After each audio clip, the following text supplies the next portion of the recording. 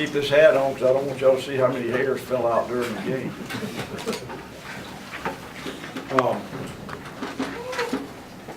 Hats off to Larry Blakeney and Troy University, and they came off a tough defeat and came out here and played football.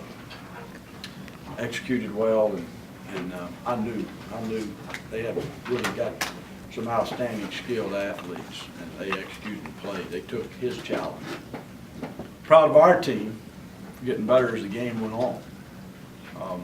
That wins football games for you, regardless of how the personality of the game is shaped. We weren't perfect in any real area at all today. You know, a lot of players playing hard and a lot of players playing well. There were some big plays on defense. Man, big plays that occurred that helped us win that game. There were big plays on offense. We had 20 completions that gave us 324 yards.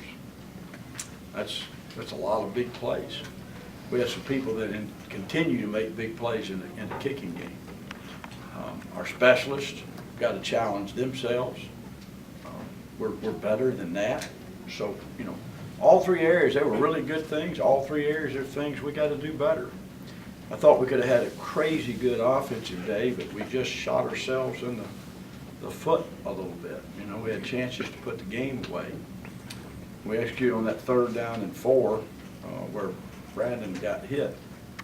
That's a touchdown, you know, just throw and catch it here, throw and catch it there, a little bit on the run game. Hank stayed with the block a little longer. Defensively, I don't think we gave up near as many explosives as we have. We gave up some completions, and they converted 7 of 18 times, counting 3rd and 4th down. We'd like to be a good bit better than that. But again, I'll tell you, we got better today. We beat a solid football team, and I'm anxious to go into this open date. We need some healing physically in certain areas, and I told them we can't waste a day. When we put on a football field, we got better playing the game today, but we've got to get better next week, and we'll work Tuesday, Wednesday, and Thursday of next week on the practice field. Excuse me. We'll study ourselves, and we'll study Navy and start preparing for Navy. And so we have a lot to look forward to, and the open date is certainly coming at a very opportune time. I'll take your questions. Coach, the defensive players said that they basically just decided they needed to step up and were a little bit frustrated with themselves, how they played in the first half. Was that kind of the message from your end to them as well, or what did you say to them? You know, I didn't want them. I wanted them to step up. I didn't want them frustrated. I didn't want, you know, coming into the tunnel, we were really deathly quiet, and you don't really ever like that. You know, it's a difficult ending to the half. It just wasn't a good taste. I mean, we had a 7-point lead. My message was, you know, certainly, you know, win your personal battles, because you can. We got some good matchups out there.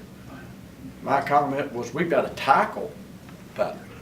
I couldn't tell how many yards came after first contact in the first half. There was a bunch. Okay, so, you know, that approach. But don't feel frustrated. Don't, you know, get down. You're not going to play great defense unless you're enthusiastic about playing. It's hard to play against those kinds of offensive teams.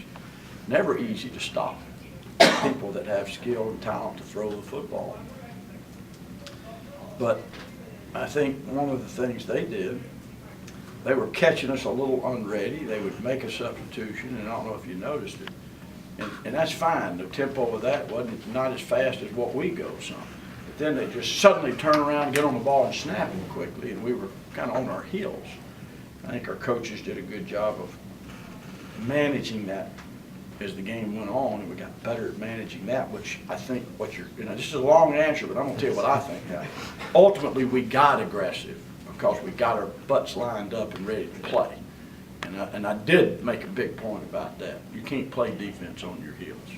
Well, that's how I saw all of that happen. It was a big deal, and I'm glad they feel like they wanted to challenge themselves. They should have. I thought Brandon Knet had a good game. Really close to hitting Crowder on 2 long passes as well. Missed on that, but other than that, thought Thought he showed a lot of improvement, better decisions.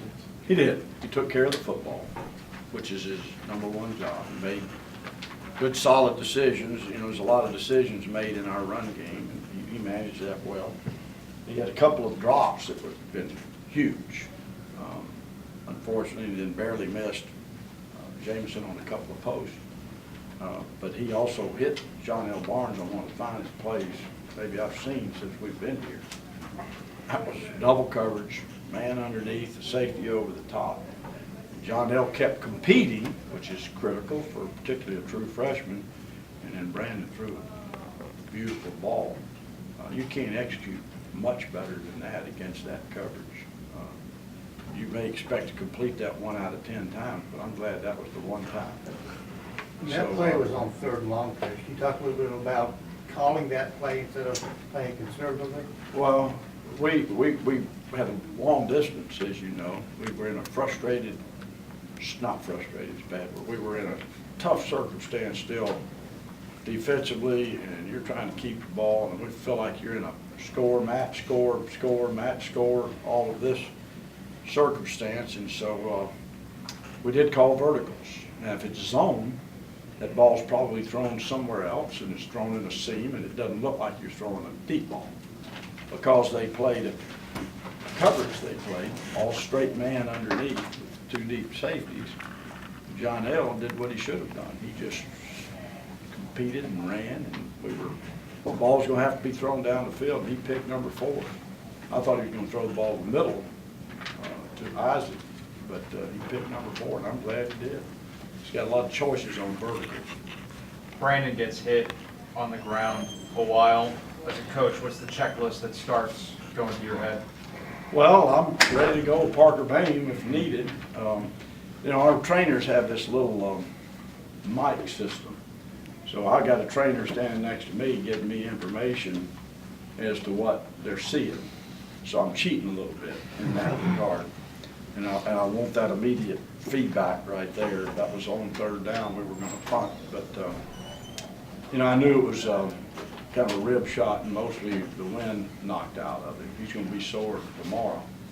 He may start wearing rib protectors, but he did get a pretty good shot.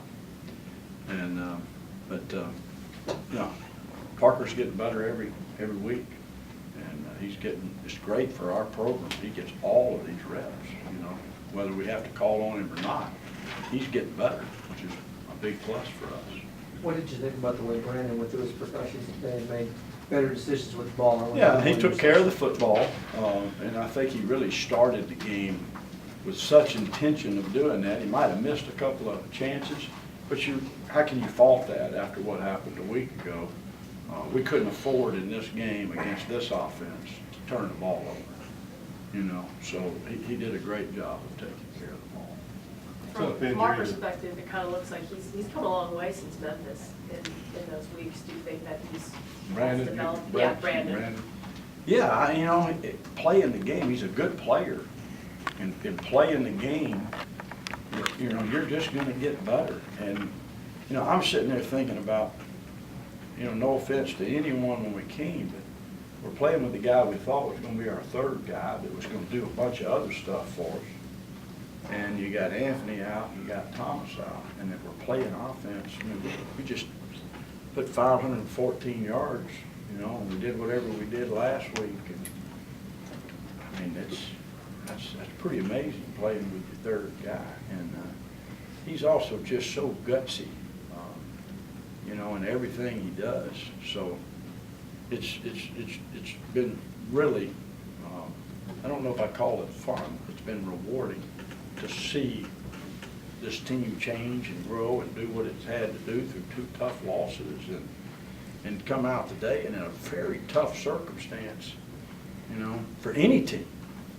But you realize we've played 120 minutes right now in the last 2 games, about as hard as you can play. And the Georgia Tech thing, we played the first half pretty well there, and that was a heartbreaking loss. That was a game that, you know, go back a little bit. Our team thought we would win in the summer, I can promise you. We all did. And when you don't play very well, it's sometimes a little devastating too, you know. So I think we've recovered well, and we're going to continue. We just we're worried about one thing. We're gonna try to win this open date, and that means by getting better. And then when we knuckle down a week from Sunday, you know, it's nothing's important but Navy to us, nothing. And that's gonna be a huge game, and the last game we play at home for a couple of weeks, and, you know, then we know what all comes after that, but nothing counts but Navy right now. As much as your offense is focusing on getting that chemistry going with Brandon, you talk about the defense, it seems like Kenny and Nicky's leading and getting those big sacks, and the defense is developing some kind of chemistry on its own. Yeah, I think we're got to continue to grow that personality. I think every phase of the ball, I think our kicking units, you know, have a great personality right now. We need our specialists to join it, you know. They need to join it. Our offense has developed one that's around Brandon Cadet. Our offensive line kind of has a personality. Our defense, quite frankly, needs to continue to grow that, and it's great. And I went over there 4 or 5 times, and not just Kenny, but our personality on defense needs to be up front. We got a lot of people playing. We got a lot of tough guys right there, and they need to take this defense and create a personality. That's what you want to see happen, and it's never going to be easy. Sidney Sarmiento started his 41st game at defensive tackle today. I'll never doubt anybody's toughness that plays in that interior in the defensive line. Can you imagine how many snaps he has in there getting pounded on, you know? Well, it's time to give a little back. You know, we need a personality. And we're going to play 5 games. We've got a lot of football left to do that. And we need to grow that in a big way. That's a tough injury with Jayla Duncan, but Josh Sneed stepped up really well in that role. He did, and, you know, I don't know how long Jalay's going to be or what the